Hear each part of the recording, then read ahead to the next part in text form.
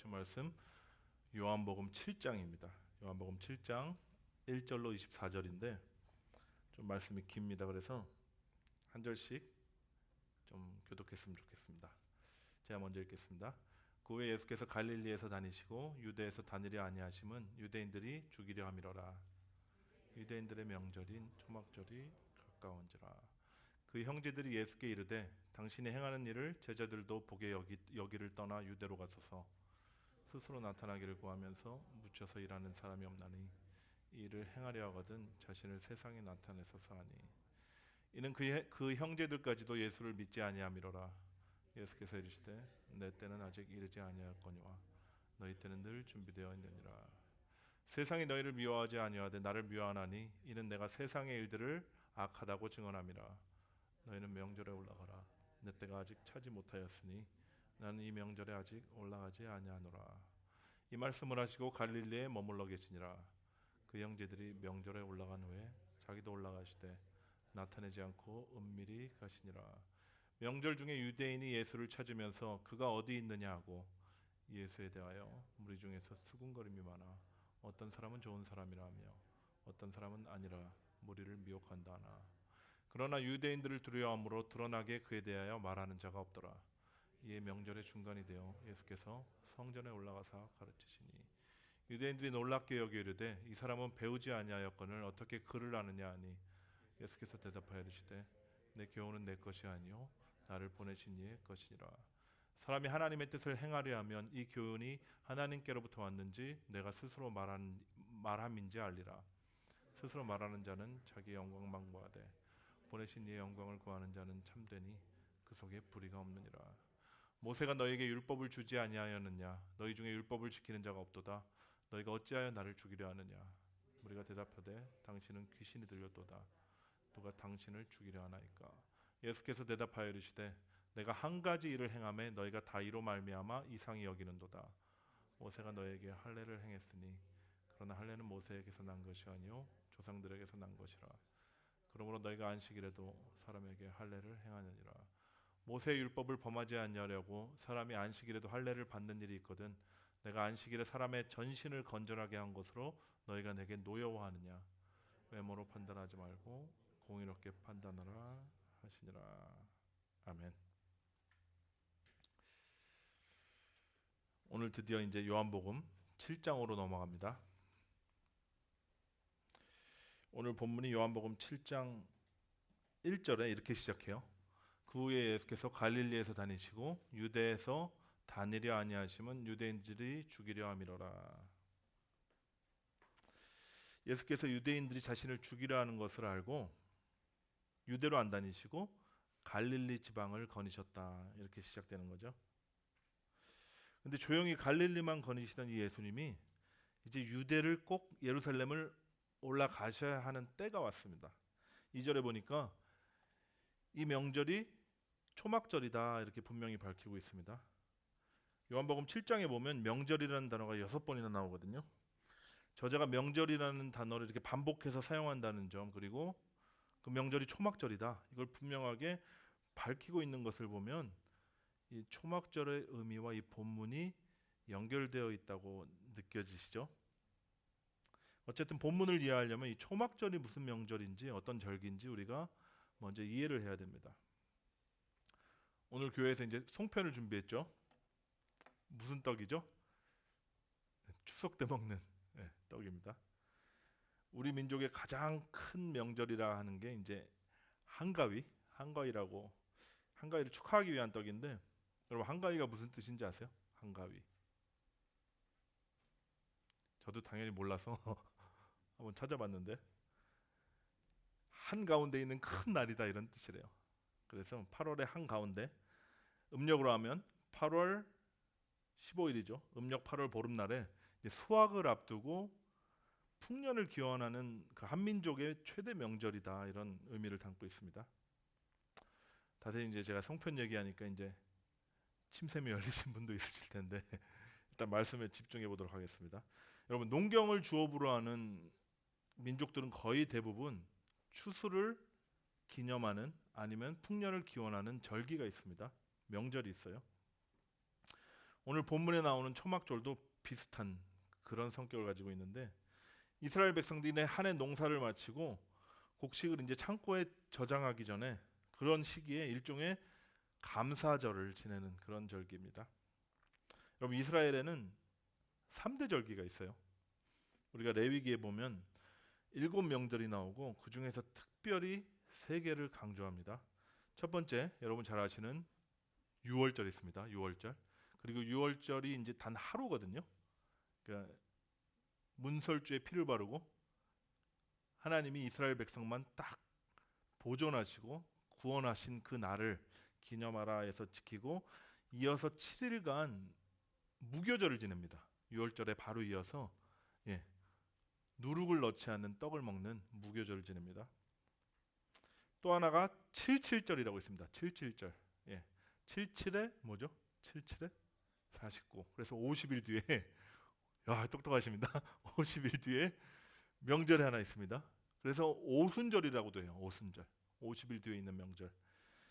다른 이름이 맥추절입니다. 보리의 첫 수확을 하는 절기예요. 그래서 첫 수확을 감사하고 또 그런 일종의 여기도 수확이죠. 세 번째 명절이 초막절. 오늘 볼 초막절입니다. 다른 말로 하면 장막절이라고도 하고요. 수장절이라고도 합니다. 수장절이 뭐냐면 곡식을 저장한다 이런 뜻이에요. 이렇게 막 의미를 이렇게 껴맞추는 뭐 그런 사람들이 특히 좋아하는데 굉장히 일리가 있는 말씀입니다. 예수님 언제 돌아가셨죠? 6월절에 돌아가셨어요. 6월절 어린 양으로 6월절 절기에 맞춰서 돌아가셔서 기억나시죠? 마가의 다락방에서 6월절 만찬을 하시고 바로 십자가로 걸어가신 것을. 성령님 언제 오셨나요? 오순절에 오셨어요. 오순절 77절에. 그래서 아직까지 이루어지지 않은 절기. 그래서 많은 사람들이 초막절, 장막절에 예수님 재림하실 거다라고 믿고 있습니다. 일리가 없지 않습니다. 왜냐하면 6월절 그리고 77절에 예수님 돌아가셨고 성령님이 임하셨으니까 또 장막절에 영원히 우리와 함께 장막을 거하시고 함께 동거하시는 그 날이 아마 예수님 재림하시는 날이 아닐까 하고 기대하고 있습니다. 뭐 믿거나 말거나. 여러분 보통 추수를 기념하는 절기의 화두는 뭐냐면요, 기쁨과 즐거움이에요. 우리 민족의 추수감사절 추석에 유명한 말이 있습니다. 더도 말고 덜도 말고 한가위만 같아라. 이런 얘기 기억나시죠? 매일매일이 그냥 한가위 같으면 너무 좋겠다 이런 뜻이에요. 오곡백과가 풍성하고요.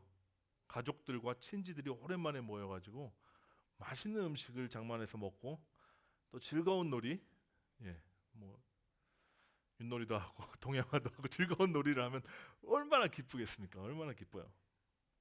초막절을 지키라는 이 말씀이 언제 주셨냐면 이스라엘 백성이 광야를 뺑뺑이 돌 때 주신 말씀이거든요. 그런데 다른 두 절기랑은 다르게 6월절이랑 77절과는 다르게 초막절에는 기뻐하고 즐거워하라 이렇게 명령하세요. 약속의 가나안 땅에 들어가게 되면 너희가 이제 농사를 짓고 결실을 맺을 텐데 그 열매를 가지고 하나님께 감사하며 기뻐하고 즐거워하라 그런 말이죠. 신명기 16장 13절에서 16절 좀 길지만 함께 보겠습니다. 너희 타작마당과 포도주의 틀에 소출을 거두어 들인 후에 이레 동안 초막절을 지킬 것이요 절기를 지킬 때는 너와 내 자녀와 노비와 내 성중에 거주하는 레위인과 객과 고아와 과부가 함께 즐거워하되 내 하나님 여호와께서 택하신 곳에서 너는 이레 동안 내 하나님 여호와 앞에서 절기를 지키고 내 하나님 여호와께서 내 모든 소출과 내 손으로 행한 모든 일에 복을 주실 것이니 너는 어떻게 하라고요? 온전히 즐거워할지니라. 근데 이제 자세히 어떻게 초막절을 지내라고 하는 게 이제 레위기 23절에 나옵니다. 레위기 23장 40절부터 이렇게 나오는데 좀 재밌는 그런 명령이 있어요. 한번 보시죠. 첫날에는 너희가 아름다운 나무 실과 종려나무 가지와 무성한 나무 가지와 시내 버들을 취하여 너희 하나님 여호와 앞에서 이레 동안 즐거워할 것이라. 7일 동안 안식하고 즐거워해라. 똑같죠? 너희는 매년 이레 동안 여호와께 이 절기를 지킬지니 너희 대대 영원한 규례라. 너희는 일곱째 달에 이를 지킬지나 너희는 이레 동안 초막에 거주하되 이레 동안 초막에 거주하되 이스라엘에서 난 자는 다 초막에 거주할지라. 여러분 풍성한 열매를 누리면서 즐거워라는데 7일간 집에 있지 말고 텐트 치고 자라는 거예요. 예, 집에서 텐트 치고 자라는 겁니다. 저는 이제 신의 아들 출신이라서 예, 한국에서 면제를 신의 아들이라고 그럽니다. 예, 하나님의 아들. 잘 안 해봤지만 뭐 야전 훈련 받으신 분 계시죠? 예, 얼마나 이 텐트 치고 뭐 이틀 3일도 아니고 일주일 동안 지내면 얼마나 불편합니까? 지금처럼 뭐 원터치하면 팍 펴지는 텐트도 아니고 캠핑 장비가 아주 좋은 시절도 아닌데 각지에서 유대인들이 엄청나게 몰려왔거든요. 남자들이.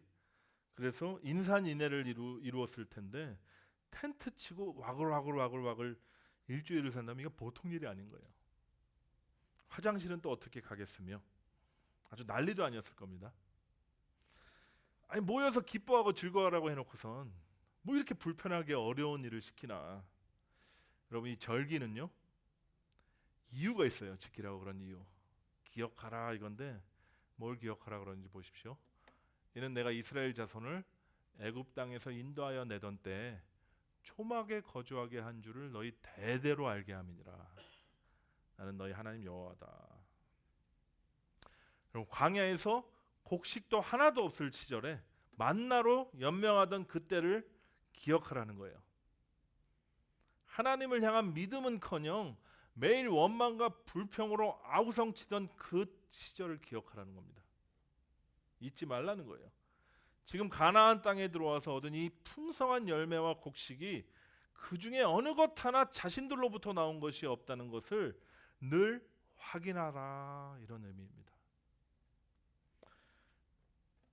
모태에서 알몸으로 나와서 또 알몸으로 돌아갈 자임을 명심하고 고백했던 그 욥과 같은 그 고백을 하라는 거예요. 주시니도 여호와시요 거두시니도 여호와시니 여호와 이름이 찬송을 받을지어다. 다시 본문으로 돌아보겠습니다. 오늘 본문이 어떻게 시작했죠? 유대인들이 예수님을 죽이려 해서 예수님이 갈릴리로만 다니셨다 이렇게 시작했었어요. 자, 질문 하나 드릴게요. 유대인들이 왜 이렇게 예수님 죽이려고 했을까요? 요한복음 1장부터 6장 다 읽으셨으니까 이제 대답을 하실 줄 알았는데 예, 아직도 기회가 있습니다. 예. 표면적으로 보면 예수님이 율법을 어겼다 이거고요. 구체적으로 안식일을 어겨서 돌로 쳐 죽여야 된다. 뭐 이런 얘기를 했었는데 이게 구실이었어요. 구실. 이게 구실이면 그럼 왜 죽이려고 그랬을까요? 미워 죽겠으니까 죽이려고 했습니다. 미워 죽겠어가지고. 왜 이렇게 죽일 만큼 예수님이 미웠을까요? 그 이유를 예수님이 이렇게 말씀하세요.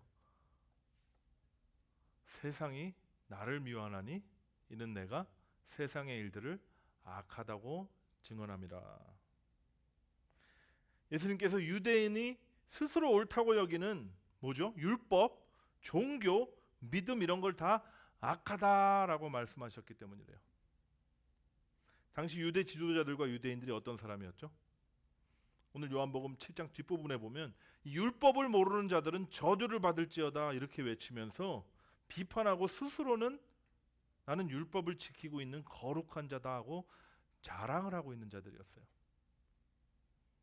요한복음 5장 44절에 보니까 서로 영광을 취하고 유일하신 하나님께로부터 오는 영광 뭐죠? 그 영광의 그리스도 그 은혜의 그 복은 구하지 아니하는 자들이 바로 유대인들이었다 이렇게 얘기하고 있어요. 이들은 자신들이 목숨처럼 여기는 그 율법과 또 뭐죠? 절기, 종교 예식들 그리고 아브라함의 후손이다 자부하는 우리는 선민이다 택한 민족이다 하는 그 믿음 그것이 자존심이 돼가지고요 서로 자랑질하고 또 판단하고 정죄하면서 그렇게 잘 먹고 잘 살고 있었어요. 그런 사람들에게 한 청년이 나타난 거예요. 그리고 너희 잘못 살고 있어. 아니 너희는 너무 악하다. 너희들은 아주 그냥 얼마나 악한지 마귀 새끼들이다. 이렇게 얘기를 했던 겁니다. 이런 예수님이 얼마나 미웠겠어요. 그래서 이를 갈면서 죽이려고 그랬던 거예요. 근데 여러분, 이 예수님의 책망이 과연 유대인들만을 향한 책망일까요? 우리는 과연 이 나쁜 놈들, 예수님을 직접 뵙고 그 수많은 이적을, 표적을 체험을 했는데 이렇게 믿음이 없어, 이 나쁜 자식들하고 과연 욕할 수가 있을까요? 여러분, 우리들 얼마나 자랑질하고 사는지 몰라요. 세상 사람들은 그냥 돈 자랑하고 자기의 명예를 자랑하고 자식 자랑하고, 뭐 세상 사람들이 그런 거 이해되죠. 아직 장님들이니까 뭐 거리라도 있으면 재고 싶고 자랑하고 싶은 것이 본성이고요. 없는 사람 보면 깔보고 또 무시하고 대놓고 그런 사람도 있지만, 이제 교양 있는 사람들은 속으로 그럽니다. 그게 인간의 본성이에요. 그런데 비추임을 받은 그리스도인들이 자랑질하는 건 뭡니까?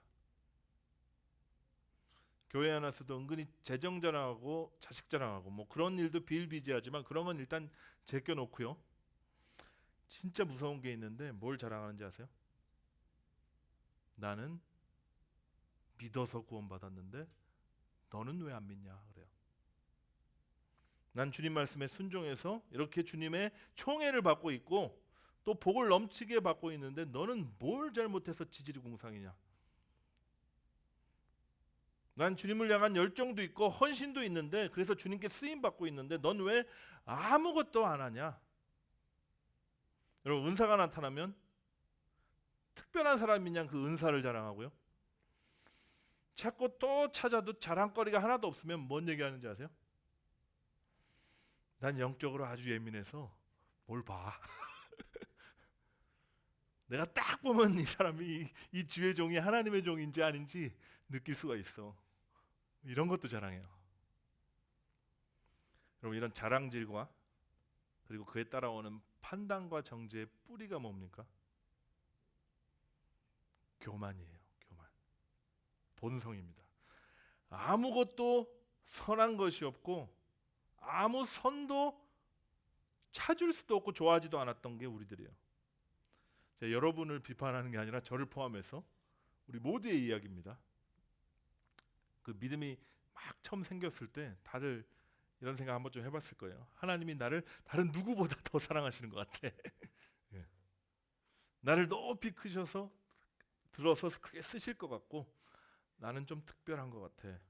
전 중고등학교 시절에 이런 생각을 조금 해봤습니다. 예. 사랑을 이렇게 받는 것을 느끼니까 나만 특별하게 느껴지더라고요. 어쨌든 이런 자만심에 빠졌던 그 청소년들을 생각하면, 제 청소년기를 생각하면 뭐 귀엽다고 하기도 뭐하고 웃음도 나지만, 제가 하고 싶은 얘기는 이거예요. 우리는 본성적으로 내가 특별하고 남보다 낫다라는 교만함이 있고요. 그거를 자랑하고 싶어 한다는 거예요. 남들보다 못하다고 스스로 자괴감에 빠져서 열등감을 느끼는 사람이 있습니다. 근데 이 열등감도요, 교만의 다른 표현에 불과합니다. 꺼리 하나 생기면 바로 자랑으로 뒤집어지거든요. 종이 한 장 차이예요. 여러분, 요한복음이 거듭해서 강조하고 있는 것이 무엇인지 아십니까? 요한이 이 복음서를 통해서 계속 강조하고 있는 것은 인간은 절망적인 상태였다. 아무런 희망도 없었는데 그 자리에 하나님의 은혜가 임했다. 이걸 계속 강조하고 있어요. 인간의 사망이라는 그 실존에 생명이 찾아왔다. 이것을 계속 얘기하고 있고요. 우리는 구원받을 조건이 하나도 없는데, 아니 구원이 무엇인지도 모르고 그거를 모르니까 바랄 수도 없는 자들이었는데, 하나님이 일방적으로 우리를 구원하셨고 이제는 눈을 떠서 주님을 바라보게 된 자들이니 이게 너희 믿음이다. 너희 믿음이 너희를 구원했다. 말씀해 주시는 그 하나님의 사랑을 얘기하고 있어요. 여러분, 요한복음 전체 한번 이번에 1장부터 6장까지 열심히 읽으신 분들 은혜가 갑절로 임할 텐데 제가 한번 요지를 한번 잘 따라와 보세요. 1장은 엑기스거든요. 요한복음 전체. 뭐라 그랬죠? 빛이 어둠에 비추되 어둠이 깨닫지 못하더라. 이렇게 시작해요. 빛을 알아볼 수도 없고 그 빛이 무엇인지 관심조차 없는 사람들에게 방법이 없잖아요. 그래서 빛을 증언하는 자를 보내셨다. 이렇게 이어져요. 근데 어떻게 되죠? 빛을 증언하는 그 요한도 죽여버렸고 빛으로 오신 예수 그리스도도 잡아 죽입니다. 이게 무지한 유대인들만의 얘기가 아니라 우리가 그랬다는 거예요. 우리 모두가 무지몽매해서 하나님의 아들을 잡아 죽인 죄인들이다라는 겁니다. 2장 어떤 내용이죠? 물로 포도주를 만드는 이적이었는데 기쁨의 근원이 다 말라버린 비틀어진 송장과도 같은 인생들에게 기쁨을 회복시키러 오신 예수님 얘기죠. 마치 포도주 틀에 포도가 으깨지고 다 부서져야 포도주가 나오듯이 나무에 달려서 으깨지시고 문드러 드신 그 주님, 물과 피를 다 쏟으심으로 우리에게 죄사함의 은총과 구원의 기쁨을 회복시키실 그 그리스도의 십자가를 예표했습니다. 3장부터는 본격적으로 얘기가 나와요. 니고데모 등장하는데 이게 누구냐면 인간으로서는 더 이상 이 정도 조건을 가진 자가 없을 것 같은 아주 훌륭한 사람을 등장시킵니다. 사내들인 공회원이었고 율법으로 완전했고 영생에 대한 목마름이 있었고 용기까지 있어서 겸손하게 주님 앞에 찾아온 자였어요. 그런데 뭐라 그랬죠? 영생을 얻기 위해서는 이 모든 것이 아무짝에 쓸모없다 말씀하시고 대신 니고데모가 이런 말을 들어요. 너는 아예 가망이 없는 자다. 다시 태어나야지 안 그러면 하나님 나라 근처도 못 간다. 이쯤 되면 이제 제자들처럼 이렇게 물어보죠. 아니 니고데모 정도도 안 되면 우리는 어떻게 합니까? 어떤 조건을 가져야 하나님 나라에 들어갈 수 있습니까? 이런 질문이 당연히 나올 법합니다. 근데 4장 들어가니까 정말 아무 자격 없는 자가 나와요. 조건 미달 정도가 아니라요. 영생에는 근처도 못 갈 만한 아주 저주받은 족속 중에 사마리아인이 나옵니다. 영적인 것에 아무 관심 없었죠. 기억나시죠? 아주 육적이고 아주 음란했던 그 여인을 예수님께서 구원하세요. 구원과 영생을 위해서 인간에게 요구하는 조건은 하나도 없다. 아주 명확하게 알려주시는 겁니다. 5장은 더 뜨죠. 38년 된 명자 나오고요. 우리의 절대적인 무능과 불능의 상태를 아주 적나라하게 보여주시죠. 구원은 바로 눈앞에 있는데 내 스스로는 어떤 방법으로도 거기 도달할 수 없는 절망감. 그 절망의 자리에 예수님 친히 찾아오셔서 어떻게 하죠? 일으켜 세우십니다. 6장 오병이어 사건은 뭐 한지 얼마 안 됐으니까 기억나시죠? 떡 5개 물고기 2마리 필요한 것에 비해서 우리가 가진 것 턱없이 부족한 거다. 그것을 보여준다고 했죠. 우리의 어떤 불능과 공허와 어둠과 혼돈이라는 그 절망 가운데 생명의 떡이신 그리스도가 오셔서 자신의 살과 피를 나누어 주시는 구원을 예표하고 있습니다. 여러분 1장부터 6장 쭉 보면 이제 보이시나요? 요한이 무슨 얘기를 하고 싶은지. 이게 순서랑 관련 없이 의도적으로 배치한 거거든요.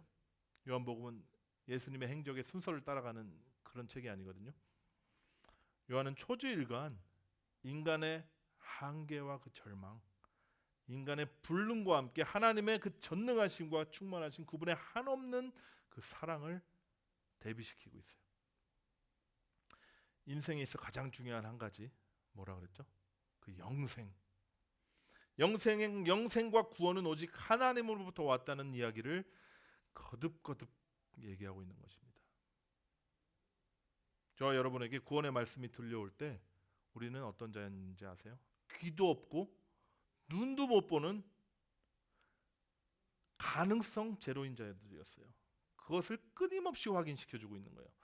다시 말해서 우리 스스로 믿어서 거듭난 것이 아니다 라고 강조하고 있는 거예요. 네가 믿었다고 재지 말라. 내가 믿음으로 구원받았다고 자랑하지 마라. 너는 무지에서 찾지도 않았고 바라지도 않았었어. 너는 구원과 영생에 관해서는 볼 수도 들을 수도 없던 맹인이었고 귀머거리였다. 하나님께서 전적으로 그분의 선택과 은혜로 너를 찾아오시고 부르셔서 이렇게 세우셨다. 네가 그 은혜를 잊고 눈을 뜨니까, 네 자신을 보니까 회개가 터져 나오는 것이고, 또 하나님의 그 놀라운 사랑 이야기가 들리니까 이제는 그분을 믿게 되고 그분을 사랑하게 되는 것이다. 이게 요한이 말하고 있는 겁니다. 요한복음 1장에 보면 영접하는 자 곧 그 이름을 믿는 자들에게는 하나님의 자녀가 되는 권세를 주셨다, 이런 얘기가 나오죠. 아니 이거 보면 믿으면 구원받고 안 믿으면 지옥 가고 이런 거 아닌가, 뭐 이런 생각 드실 수 있습니다. 우리가 늘 그렇게 배워왔으니까요. 근데 여러분, 우리에게 이 믿음이란 게 생기게 된 그 구원의 역사가 그 다음 구절에 나옵니다. 같이 읽을까요? 시작. 이는 혈통으로나 육정으로나 사람의 뜻으로 나지 아니하고 오직 하나님께로부터 난 자들이니라. 하나님의 전적인 은혜로 다시 거듭난 자들이 이제는 눈을 떠서 그리스도를 영접하고 그 이름을 믿어서 하나님의 자녀가 되었다는 거예요. 우리는 끊임없이 우리 안에서 어떤 조건을 찾으려고 합니다. 가능성이 있지 않나? 그래도 하나님께 들이댈 만한 특별한 게 있으니까 나를 찾아오시고 구원하셨지. 그래서 빌립보서 2장에 나오는 바울의 말씀을 근거로 이런 얘기도 해요. 자 봐라, 구원은 은혜로 받았지만 그 구원의 완성은 우리 몫이다. 항상 두렵고 떨림으로 복종해야지 구원을 성취할 수 있다, 완성할 수 있다.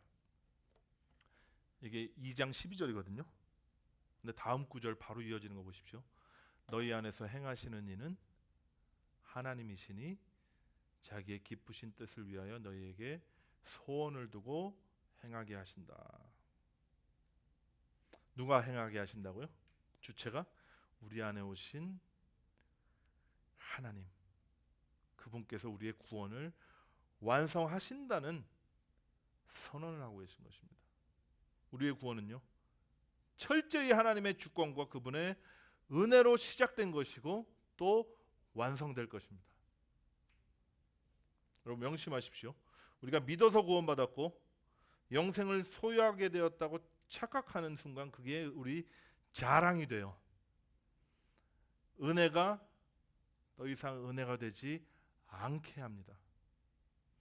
우리가 예수 믿고 거듭나 천국 백성 되었죠. 근데 왜 이렇게 삶이 고단하고 또 감격과 감사가 없는 줄 아세요? 은혜가 은혜 되지 않도록 내가 힘써서 내 자존심을 세우고 있기 때문에 그래요. 바울이 이렇게 얘기하거든요. 하나님의 의를 모르고 자기 의를 세우려고 힘써 하나님의 의에 복종하지 아니하고 있기 때문에, 다시 말해서 나는 믿어서 구원 받았는데 너는 왜 안 믿냐고 자랑하고 있기 때문에 우리가 감격도 없고 감사도 없는 거예요. 오히려 내가 믿어서 하나님 구원 받았는데 왜 내 삶은 이렇게 남들보다 좀 자랑하게, 좀 떳떳하게, 좀 풍성하게 안 해주십니까? 하고 불평하고 원망하는 겁니다. 여러분, 기독교는요, 구원의 소식이 들려와서 그 도가 들려와서 열심히 노력해서 갈고 닦아서 도를 깨우치는 세상 종교와는 아주 시작 자체가 달라요. 시작은, 기독교의 복음은 내 스스로는 도를 알 수도 없고 알아도 그 길을 갈 수 없다는 그 절망에서 시작합니다. 자기 부인에서 시작해요. 그리고 그 절망의 자리에서 우리가 엎드리는 거예요. 자존심 부리지 말고 그래도 내게 은혜를 입을 만한 무엇인가 있다고 착각하지 말고요. 자랑거리 찾지 말고 하나님 앞에 코박고 납작 엎드리는 겁니다. 그리고 그분의 긍휼을 구하는 거예요. 저는 죄인입니다. 절망입니다. 내가 바랄 분 오직 주님 한 분뿐입니다. 나를 불쌍히 여겨 주옵소서. 이게 말이 쉽지 우리 본성적으로 힘들거든요. 그렇지만 여러분, 율법도 선한 것이지만 율법이 자랑이 되면 자기도 죽이고 다른 사람을 죽이는 것을 우리는 분명히 봤잖아요. 복음서에서. 똑같이 우리 믿음도 자랑이 되면 안 돼요. 믿음도 순종도 우리가 누리는 어떤 은사나 내가 가지고 있는 열심도 내 헌신도 자랑이 되면 여러분 죽이는 무기가 될 수 있습니다. 다른 사람을 말로 죽이는 그것만 그치는 것이 아니라 오늘 본문 말씀처럼 예수님을 죽이려고 그래요. 왜냐하면 예수님은 끊임없이 우리의 교만을 깨부시려고 그러시거든요. 악하다 그러시거든요. 예수님께서 초막절에 올라가셔서 사람들 앞에 자신을 드러내시고 말씀하신 것이 바로 이 초막절에 담긴 의미를 담아내신 것입니다. 우리가 소유한 이 믿음도 우리가 하는 이 회개도 우리의 이 순종도 주를 향한 열심도 다 주께서 우리를 구원하신 그 결과고 열매라는 것을 얘기하시는 거예요. 예수님께서 율법을 들어서 자신을 죽이려는 유대인들에게 율법을 들이대시면서 이렇게 말씀하시죠. 모세가 너에게 율법을 주지 않았냐? 근데 너희는 율법을 지키는 자가 하나도 없도다. 하나님 율법 왜 주셨죠? 지키라고 주셨죠. 그런데 인간이 지킬 수 있었나요? 한 명도 율법을 지킬 수가 없었습니다. 이때부터 율법의 역할이 바뀌어요. 범법자들을 정죄하는 그 역할로 바뀝니다. 하나님께서는 율법을 통해서 모든 사람을 죄에다 가두셨어요. 그리고 우리는 스스로 어떻게 할 수 없으니까 친히 이 땅에 오셨습니다. 당신의 죽음을 통해서 우리를 구원하셨고 이제는 율법을 지키는 존재가 아니라 그 말씀이 우리 안에서 성취되어지는 존재로 우리를 존재 자체를 바꿔버리신 거예요. 여러분 이 복된 복음의 은혜를 여러분 누리려면 우리의 구원이 정말 0.00001%도 우리로부터 나온 것이 아니라는 것을 여러분 고백해야 돼요. 100% 하나님의 은혜로만 이루어졌음을 믿으셔야 됩니다. 잘 안 믿겨지시는 분들을 위해서 아까 잠깐 보여주었던 언약궤 제가 보여드린 율법의 상징입니다. 하나님의 임재의 상징. 가장 성막 안쪽에 있던 지성소에 하나님께서 친히 명하셔서 딱 두고요. 여기 저 뚜껑 위에서 하나님이 인간과 만나겠다 하신 곳이에요. 성경에 이제 The Mercy Seat이라고 시은자라고 나오거든요. 그게 은혜를 베푸는 보좌다 이런 뜻인데 다른 말로 속죄소라고 합니다. 저 언약궤 저 뚜껑을요. 여러분 저 은혜의 보좌가 덮고 있는 것이 무엇인지 아십니까? 시은자가 덮고 있는 것이 언약궤 안에 뭐가 들어있나요? 언약이 새겨진 두 돌판이 들어있고요. 아론의 쌍난 지팡이가 들어있고요. 만나를 담은 금항아리가 들어있어요. 두 돌판은 뭐냐면 하나님의 언약을 깨버리고 우상 숭배를 한 우리의 죄악을 나타내는 것이고요. 아론의 쌍난 지팡이는 뭐죠? 모세와 아론에게 대적했던 그 고라의 반역을 보여주죠. 하나님을 대적하는 우리의 반역성을 나타냅니다. 의미합니다. 만나를 담은 항아리 하면 무슨 생각나나요? 막 은혜가 생각나나요? 늘 불평하고 원망했던 우리의 탐욕이 생각나야 돼요. 우상을 섬기고 하나님을 반역하고 내 욕심만 채우려고 했던 우리의 죄악과 부끄러움을요 하나님의 자비로 덮고 계신 거예요. 그냥 덮기만 하시는 거냐? 성경에 보니까 동물의 피를 갖다 뿌리거든요. 1년에 한 번 대속죄일에 대제사장이 들어가서 양의 피를 뿌립니다. 다시 말해 그리스도의 피를 뿌리심으로 이 죄와 반역과 탐욕으로 점철된 너희는 이제 죽었다라고 이제 말씀하시는 거예요. 영원히 저 뚜껑을 열어보시지 않겠다고 하신 겁니다. 여러분 이 시간 하나님 아버지의 이 측량할 수 없는 사랑과 은혜를 우리가 함께 노래했으면 좋겠습니다. 추수감사절 비슷한 추석인데 하나님께서 우리가 어떤 은혜를 우리에게 베풀어 주셨는지 또 지금 우리가 여기 이 자리에 오게 되기까지 어떠한 은혜를 받았는지 이것을 한번 같이 묵상하고 기도하고 감사했으면 좋겠어요. 정말이지 구원을 얻을 만한 조건은 아무런 것이 없었고 아무런 가치도 아무런 선함도 없었던 나를 일방적으로 사랑하시고 찾아오셔서 기필코 거듭내시고 믿음을 주시고 회개케 하시고 또 지금도 우리 안에서 여전히 우리를 이끌어 가심으로 완성하시겠다는 그 하나님의 그 사랑과 은혜를 여러분 바라봤으면 좋겠습니다. 우리가 받은 이 은혜를 은혜되게 할 때 우리가 잃어버린 감사가 터져 나오게 될 줄 저는 믿어요. 말랐던 눈물과 그 감격이 되살아날 겁니다. 하나님 아버지, 우리가 주님을 찾지도 않고 주님께서 주시고자 하는 그 영생이 무엇인지도 알지 못한 가운데 주님 우리를 일방적으로 찾아오시고 살리셨고 믿음 주시고 돌이키게 하시고 이제는 주님과 영원히 거하는 소망 가지고 살게 해주신 주님 감사를 드립니다. 우리가 여전히 내 자아가 나를 속일 때 하나님 그리스도의 십자가 앞에 나아가 주께서 나를 위해서 행하신 그 놀라운 사랑이 무엇인지 그 십자가에서 흐르는 그 보혈 가운데서 고백하게 하옵시고 나는 아무것도 아닌데 주님께서 살리심을 기뻐하며 즐거워하는 참된 예배자들 되게 하여